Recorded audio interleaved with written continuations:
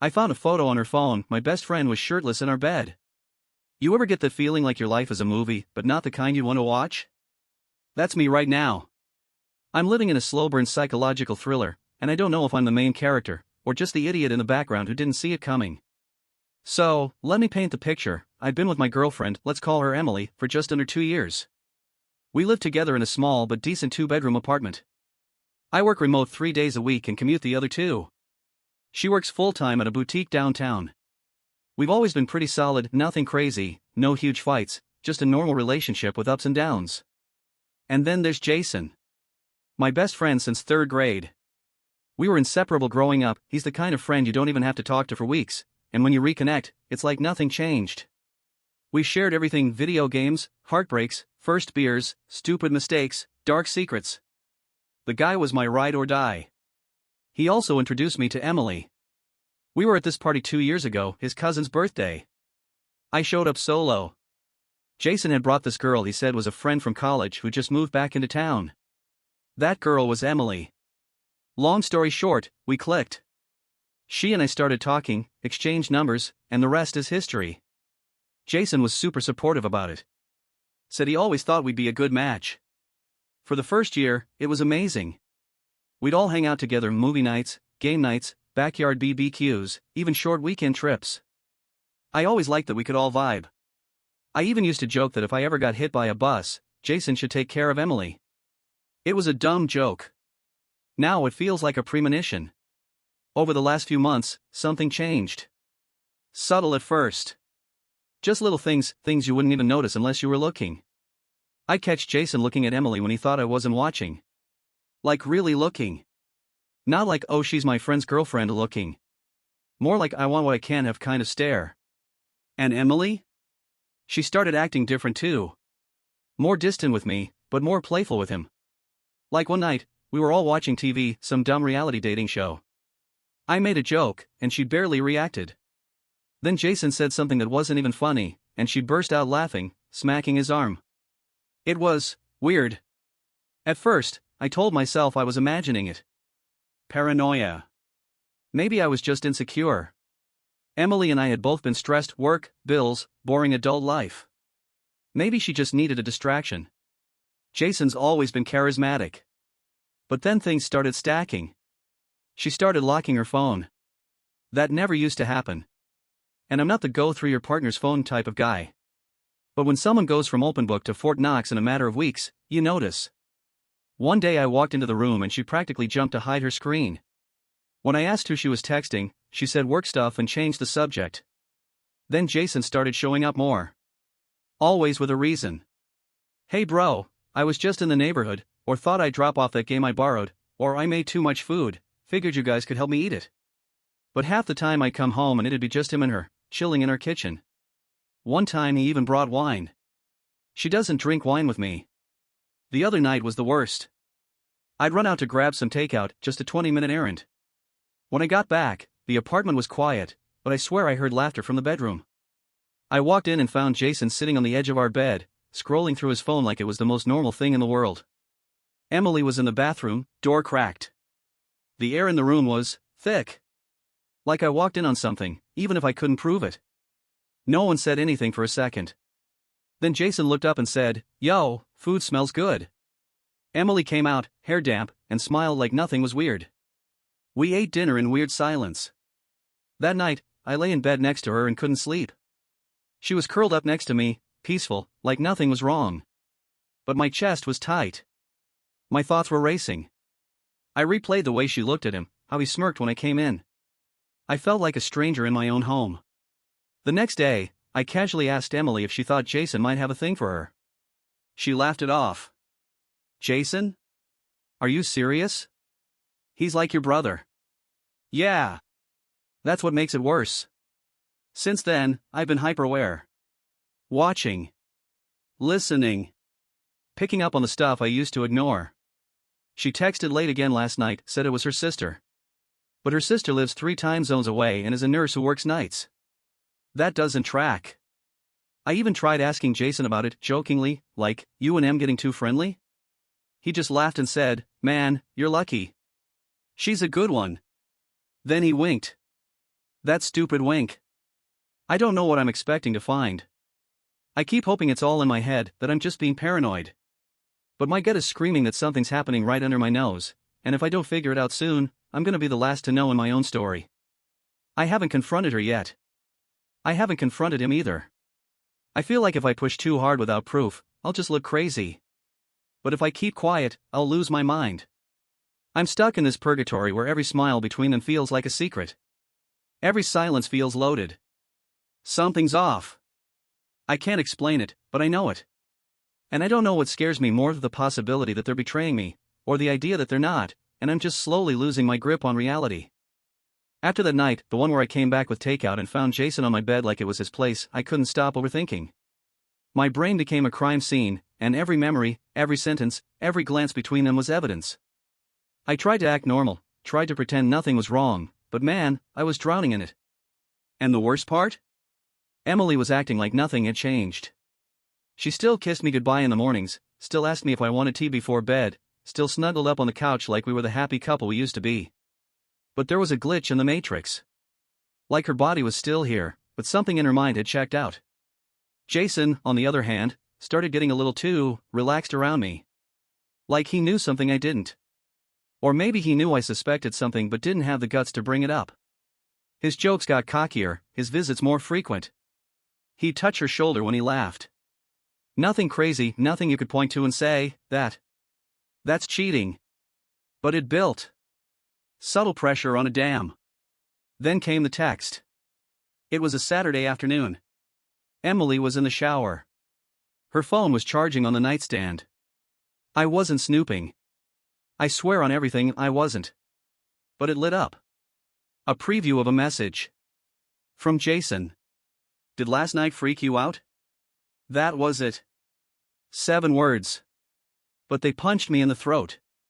I just stared at the screen, heart pounding. I didn't even open it.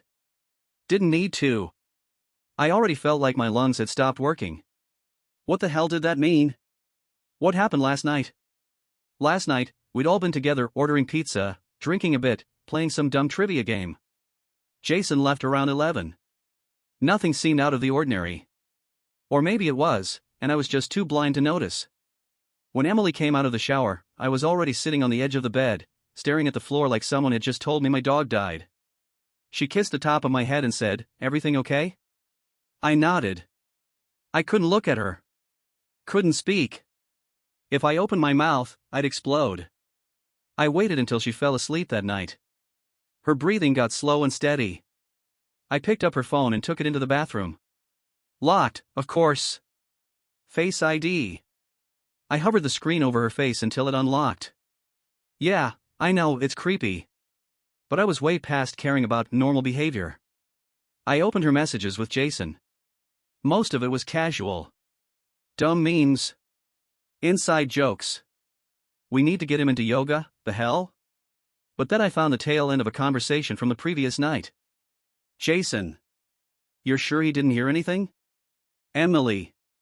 He was out cold. Jason. I couldn't stop thinking about it. Emily. We can't do this again. Seriously. Jason. Okay. Promise. Jason. Still, worth it. I felt physically sick. My knees gave out. I sat there on the cold tile floor, staring at the screen like it was bleeding. I didn't know what exactly had happened, but I knew enough. I didn't need to see videos or read sexts. That conversation confirmed what my gut had been screaming for weeks. She had done something with him. In our home. While I was asleep just feet away. And now I had a choice to make. Confront her? Confront him? Pretend I never saw it? Try to salvage something? Burn everything down? Spoiler alert, I froze. I put the phone back. I didn't say a word. The next morning, I acted normal. Made breakfast. Asked her how she slept. She smiled and kissed me on the cheek. And all I could think about was Jason's message. Still, worth it. Later that day, I called Jason. I told him I needed help moving a couch in the garage. He showed up 20 minutes later, as cheerful as ever. Bastard even brought coffee. While we were lifting the couch, I looked him in the eye and asked, "You and Emily been getting close lately?" He smirked. "Dude, what are you talking about?" he said. "She's like your wife." "Chill." But his eyes didn't match his voice. His eyes said, "I know you know." And mine said, "I'm watching you now." We moved the couch. He laughed. I sat in the garage afterward, sweating like I'd just run a marathon, but I hadn't moved in 20 minutes. I didn't know what my next move was. I couldn't just accuse her, she'd deny everything. And what then? I couldn't accuse him either, without blowing it all up. So I started keeping notes. Literally. I opened a secret Google Doc and wrote down every suspicious moment, every weird interaction, every lie I caught her in. It helped me stay sane. It made me feel like I wasn't crazy. I started taking screenshots, saving images, recording my own memory of events. One night, I even turned on the voice recorder on my phone and left it under the couch while I pretended to go out for a walk. I didn't catch anything that night. But now I was on high alert. Emily could feel it. She started getting more careful. But the colder I got, the warmer she became. Like she was overcompensating. Cooking me dinner. Wearing the perfume she used to wear when we first met. Texting me more often. But I saw through it. It felt like guilt. Desperate damage control. And Jason? He stopped coming over as often. But when he did, he barely looked at me anymore. And he never sat on the bed again. Something happened. I don't know all the details yet, but I'm getting closer. There's a storm coming. I can feel it. And this time, I'm going to be ready. You ever feel like your home isn't really yours anymore? Like you're living inside a set, and someone swapped out the script without telling you? That's been my life these past couple weeks. After reading that message thread between Emily and Jason, the one that confirmed something had definitely happened, I felt like I was walking around in a dream. Or a nightmare, more like. I couldn't confront them. Not yet. I needed more. I didn't want just to feel betrayed, I wanted to prove it. To myself. To them. To the version of me that still hoped I was wrong. So, I did what any totally not crazy guy would do. I lied. I told Emily I had to travel for work. A quick 2-day out-of-town project. She didn't ask many questions, just said, "Okay, be safe," and kissed me goodbye at the door. She didn't even ask where I was going. That hurt more than it should have. But I never left. Instead, I parked my car 2 blocks away and waited until nightfall. Then I let myself back into the apartment with my key, completely silent, like a ghost in my own damn house. I stayed in the second bedroom, the one we barely used.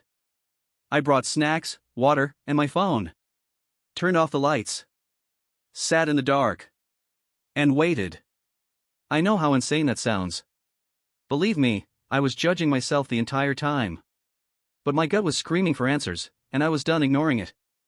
The first night, nothing happened. She stayed home.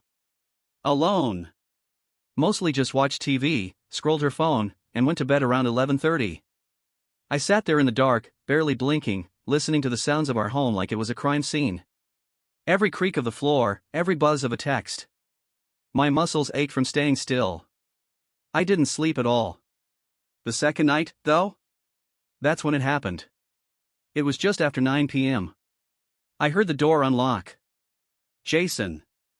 I recognized the rhythm of his footsteps like muscle memory. He walked in like he lived there. No knocking. No hesitation. He even called out, "Yo, I brought that tie you like." Like it was his place. Like it was their place. Emily came out of the bedroom. I could hear her voice low, warm, too warm. They ate together. Laughed. Played some stupid music on the speaker. At one point, she said, "You always know exactly what I need." And he said, "Of course I do." My chest tightened so hard I thought I might pass out. Then came the worst part. The laughing slowed. The music turned off. Silence. Footsteps. Her voice, close, "Are you sure about this?" Jason's voice, even closer, "Come on, no one's around. It's just us." I didn't want to hear what came next. I shoved my fingers in my ears like a kid and squeezed my eyes shut. But I still heard it. Soft voices. The sound of a zipper. A low gasp. I felt like I was disintegrating. I wanted to storm out, flip the lights on, scream in their faces. But instead, I just sat there, frozen. I couldn't move. I couldn't think. All I could feel was heat behind my eyes and a sick, curling knot in my gut. Eventually, I heard footsteps again. Movement. The bathroom door. Water running. Doors opening and closing. I waited until everything went still. Then I waited another 2 hours. At 2 a.m., I finally crept out of the spare room. The apartment was dead quiet. I tiptoed down the hall, avoiding the floorboard near the closet that always creaked. The lights were off. Her bedroom door was closed. I opened the door to the living room and there it was. Jason's jacket on the chair. His shoes next to the couch. 1 wine glass. 2 plates in the sink. I grabbed my phone and took photos of everything. Click. Click. Click. I didn't even know why. Maybe to prove I hadn't lost my mind. Maybe to show her later. Maybe to show myself. I didn't sleep that night either. Just sat in the dark with those pictures, staring at them like they held answers they never would. The next morning, I left early. Quietly. Like I was never there. She texted me later that day. Miss you already. House feels weird without you. I stared at the screen for a long time. Then I replied. Yeah. Weird's one word for it. I don't know what the hell I'm doing. I'm not some mastermind with a plan. I'm just a guy trying to breathe in a place that doesn't feel like home anymore. But I've seen enough now. I've heard enough. The question isn't if I confront them. It's how. And when. I didn't think it could get worse than hearing them together. I thought that was the low point. But there's something uniquely soul-crushing about visual proof, about seeing it, frozen in time, undeniable. It happened 3 days after the fake trip. I was still pretending everything was fine. Playing house. Smiling when I had to. Sleeping next to her like she hadn't just destroyed the one place I used to feel safe. She didn't suspect a thing. I was getting good at pretending. But every second I spent around her felt like lying in a burning room, trying not to scream. That week, Emily had been overly sweet. Making my coffee in the morning. Wearing my hoodie around the apartment. Laughing at my dumb jokes like she used to. It was fake. It had to be. Or maybe it was guilt. Either way, it made my skin crawl. Then came the photo. I hadn't planned to go through her phone again. Honestly, I didn't want to see more. But curiosity is poison, and one night while she was showering, I gave in. This time I didn't go to messages. I opened her gallery. I was shaking. My fingers were cold. I didn't know what I was looking for, just something. I scrolled past photos of our cat, a dozen selfies, boring food pics. Then I saw the album, Favorites. One tap. Scroll. Scroll. And then it hit me like a punch straight to the chest. It was a photo of her in our bed. She was lying on her side, hair messy, no makeup, wearing one of my t-shirts. She was smiling at the camera. No, not the camera. At him. Because next to her, partially under the blanket, was Jason. Shirtless. Sleeping. His face turned toward her, lips slightly parted like he had just dozed off.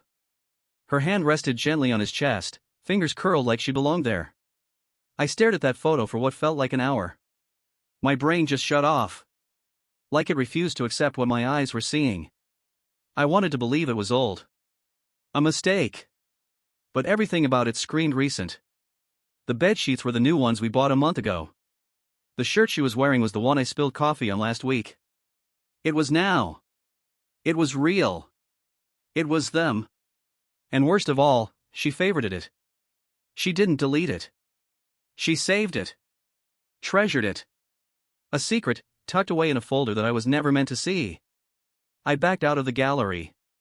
Set her phone down like it was on fire. Sat on the edge of the bed and stared at the floor, my hands shaking so badly I had to lock them between my knees. She came out of the shower a few minutes later, towel in her hair, humming like everything was normal. She kissed me on the cheek and said, "You okay? You look pale." I almost laughed. Almost told her everything, what I heard, what I saw, what I knew. But instead, I said. Yeah. Just tired. That night, I didn't sleep. I lay there, pretending to be asleep while she curled up next to me. I could feel her breath on my neck. I could feel the weight of everything pressing down on me, every lie, every touch they shared behind my back, every second they stole while I trusted them. The next morning, I made a decision. I called in sick to work. I packed a bag. I booked a room at a cheap motel across town. I didn't tell her anything. Just left a note that said, "Don't call me. I'll reach out when I'm ready." I turned off my phone and walked out the door without looking back. I didn't cry. Not then. Not when I got in the car. Not when I checked into the motel. Not when I stared at the ceiling all night, alone. The tears came the next morning. Slow, quiet. The kind of crying where you don't even make a sound, just let pain like it's been boiling under your skin for weeks. That was the day I realized something I hadn't let myself feel before. I wasn't just heartbroken. I was humiliated. They didn't just betray me. They made a joke out of me. Turned my home into their hiding place. Turned me into a background character in my own life. I don't know if I'll ever forgive them. I don't even know if I'll ever talk to either of them again. But I know this. It's over. Not just the relationship. Not just the friendship. The illusion. The lie. The version of my life where I believed in both of them. It's gone. So yeah, this is where I ended up. Sitting in a crappy motel room that smells like old cigarettes and cleaning spray, staring at a stained ceiling, eating cold fries with ketchup packets I didn't ask for. This is my life now. And the crazy thing is, I still don't know if I did the right thing. I mean, on paper, it seems simple. Girl cheats. Best friend betrays you. You leave. End of story. But when it's your life, when it's your home, when it's your trust on the line, things get messy. Emotionally messy. Morally messy. Let me break it down clearly for the people reading this who haven't followed everything. I, 28M, was dating Emily, 26F, for almost 2 years. We lived together. Slept in the same bed. Grocery shopped together. Decorated the apartment. Planned future trips. We even talked about getting a dog when we could finally afford a bigger place. We weren't just dating, we were building a life. And then there's Jason, 29M. My best friend since 3rd grade. We met on a school field trip when I traded him my cookie for his Capri Sun. It's stupid, but yeah, that's how it started. We grew up together. Survived family drama together. He was the best man at my brother's wedding. I never had a brother of my own, but he was as close as it gets. And he's the one who introduced me to Emily. At a party. They were just friends. Funny. The first year? Amazing. All 3 of us used to hang out like family. Dinners, board games, drinks on the balcony. It was chill. Comfortable. But then I started noticing things. Small stuff. How they looked at each other. Inside jokes I wasn't part of. Moments that felt off. I gaslit myself into thinking I was insecure. I didn't want to be that guy, the jealous boyfriend who ruins a good thing because of paranoia. But something in my gut never let it go. Then came the message. Then came the recording. Then the photo, her and Jason, in my bed, her hand on his chest, like I never existed. He was shirtless. She was smiling. She had favorited the photo. And that was it. The moment my world went from suspicion to certainty. So what did I do? I didn't scream. I didn't throw things. I didn't even confront them. I packed a bag. Wrote a note. And I left. I booked a room across town. Turned off my phone. Sat on the edge of the motel bed and stared at the floor for hours. Slept in bursts. Ate when I remembered. I felt like someone had pulled the rug out from under my life, and I was just floating in the air, waiting to hit the ground. I thought I'd feel free. Like, at least I knew. At least I had clarity. But instead, I just felt numb. And kind of like a coward. Because here's the thing. I never gave them the chance to speak. Emily's been texting and calling nonstop. Please talk to me. What's going on? Why are you doing this? She left voicemails. Voice trembling. If I did something, I'm sorry. Please just talk to me. Jason sent one message. Just one. I know how this looks. Please let's talk. That was it. I never responded. I've just been gone. No drama. No confrontation. No final scene. Just silence. And now I'm here asking myself, AITA? Did I take the easy way out? Did I run because I couldn't handle the pain? Should I have looked them in the eyes, made them feel what I was feeling?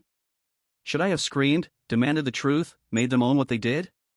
Or was walking away the most powerful thing I could have done? My brother says I made the right call. That if I confronted them, I would have ended up in some twisted argument where they cry and twist the narrative and somehow make me feel like the bad guy. He said, you don't owe people who lie to you a conversation. You owe yourself peace. And I get that. I really do. But there's still this voice in my head whispering. What if they have an explanation? What if it wasn't what you think? What if it was just one mistake and you ghosted them forever? But then I remember the voice memo I recorded. The low moans. The sounds I can't unhear. The way she touched his chest in that photo like it was the most natural thing in the world. That wasn't a mistake. That wasn't a one-time slip. That was something that had time to grow behind my back. That was betrayal with effort. And now, I feel empty. Like I lost two people in one blow. And not just people, my people. My home. My routines. The stupid little jokes. The Sunday mornings. The shared playlists. Gone. Do I miss her? Yeah. Do I miss him? That hurts even more to admit, but yeah. I don't know who I'm mad at more. Her, for lying to my face and crawling into bed with my best friend? Or him, for sitting across from me all those nights, eating dinner with us, knowing damn well he was stabbing me in the back? Honestly, it feels like they both died. And maybe I did too. At least the version of me who trusted people that deeply. He's gone now. So here I am. Alone. Thinking about starting over. Somewhere new. Maybe a new city. Maybe a new job. Hell, maybe a new name. I haven't decided if I'll ever respond to either of them. Maybe one day I'll send that photo back to them. No message. No caption. Just the image. Maybe that will be enough. Until then, I sit with this question. AITA for walking away without a word? For ghosting both of them and disappearing from their lives completely after what they did? I don't know. But I do know this. Ghosts don't get hurt. And that might be the closest thing to peace I'll ever feel again.